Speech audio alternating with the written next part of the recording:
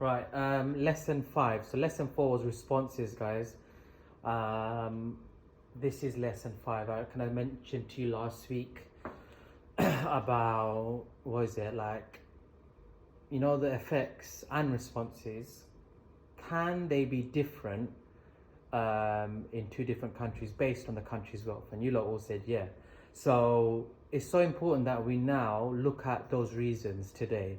Okay, so hopefully I'm going to run through it. There's a little form mark at the end, but you could do that on a piece of paper. But again, this lesson, I'd rather have your notes so you can, put it back into your books.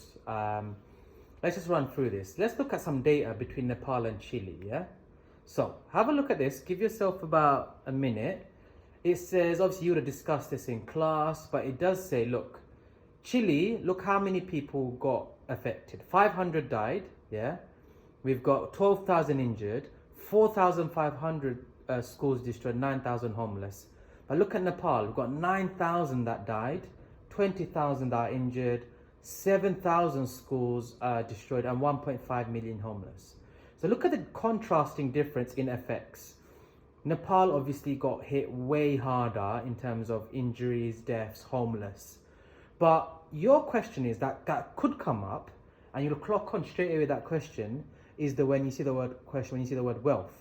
Is like, how does wealth link to the effects between two countries varying? So just don't forget that, remember, GDP, obviously, we've got 38th in the world in terms of GDP. So they're an NEE, so newly emerging economy. 109th out of 193 countries, they're pretty down there in terms of, not as developed, fairly quite poor.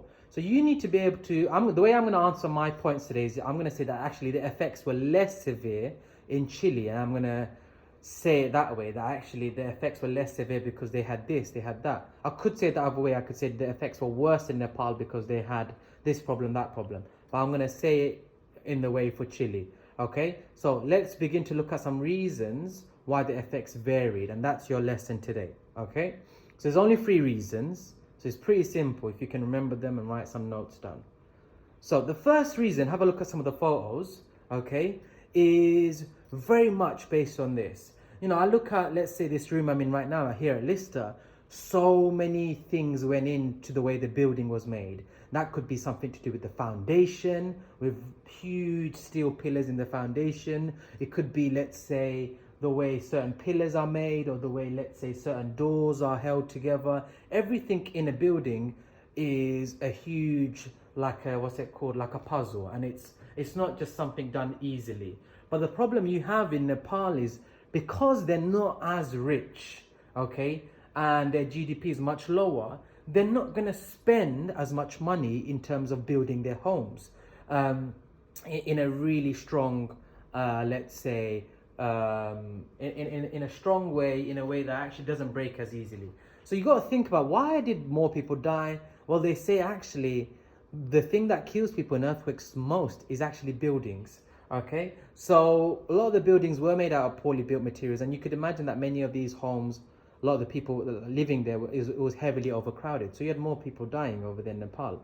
But let's look at, I've put pictures there of just general, like, what building codes mean, why buildings are made the way they are for safety purposes first. And this is a picture of, like, let's say foundations. So I'm going to say this, if you read that, the effects were less severe in Chile compared to Nepal. And I mentioned about the GDP because it's obviously got a higher GDP. But how do you explain it? Let's have a look now. So first of all, I'll talk about actually Chile had what? Something called building regulations and codes. And again, you'd mention how actually this is keeping people much safer during emergencies.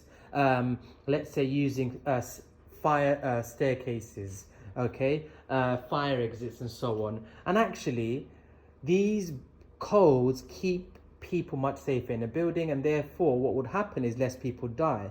And again, another reason you could mention is that actually a lot of the buildings in Chile were made out of strong materials, okay, like let's say reinforced concrete. And this actually made them earthquake proof, so they might have strong foundations, and therefore less people died. So the first point is pretty basic and easy, guys. You just got to make a link with about buildings and how they're made, and this idea of adding technology to buildings. Let's say even something like this, a fire, let's say a fire extinguisher, in case of a fire. Do buildings in Nepal have this? Probably not, which is why the damage was much greater. Okay, and I quickly wrote, whereas Nepal does not have the wealth and infrastructure to build these structures. Okay, that'll be your first point, like about 3-4 sentences. Another reason, let's have a look. If you think about it, if your country's much more poorer, less developed, you've got to think that actually in an earthquake, what's one of the biggest things needed after an earthquake is the response through healthcare systems, isn't it? Like people going to hospitals, getting treated. Obviously, Chile has a better GDP, so therefore, what are they going to do? They're going to invest more in a better healthcare system, aren't they? Look, again, the effects were less severe, and I'd say the same thing because of the GDP. And this means that Chile had better trained doctors. Now, these doctors were what, guys? They were able to treat people much more quickly. They've also got more hospitals available. And I'm talking about stuff like even more hospital beds, more life saving equipment and just medicine. So you could imagine Nepal did not have such things. Well, they did, but maybe not on the scale as what Chile did, which is why when you're comparing the two countries, you need to be able to say that actually Chile had more of this stuff, which is why more lives were saved. And what could you say? Well, actually, they had more medicine to treat injuries, whereas Nepal lacked in trained doctors. They didn't have those doctors who knew how to deal with those kind of injuries and those kind of, like, let's say, or be able to treat that many people in one go. And that's when I'll make a quick link, which is why 9,000 people died. Okay, guys, so your second reason, and I'm going quite fast, but the second reason is what? Better healthcare systems in Chile. Or you could say the opposite, but you could say because of wealth, Nepal had much, not as well healthcare systems, and then you can make it that way. And the last point, and we're done. Okay, this is another important thing. You can have good hospitals, you can have really good buildings, but also it's about rescue teams. Like every country has got its own rescue teams, its own response units, and they also need training as well. Like you could have a firefighter in the UK and a firefighter in another country, let's say in a much more less developed country. Like the firefighter in the UK will have way more advanced training because it's all linked back to money, isn't it? So last point is the rescue teams and things like that. So again, Chile, the effects were less because having more money meant that actually they had better trained rescue teams and firefighters, okay, because they spent money in training them to handle earthquake incidents. Some rescue teams don't have that, let's say experience in handling such a disastrous incident. So again, what does that mean?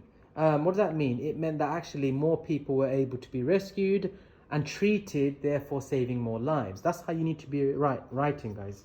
And the last point is, if my teams are better trained, I'm also going to spend more money on the equipment. So like something like heat detecting or thermal detecting.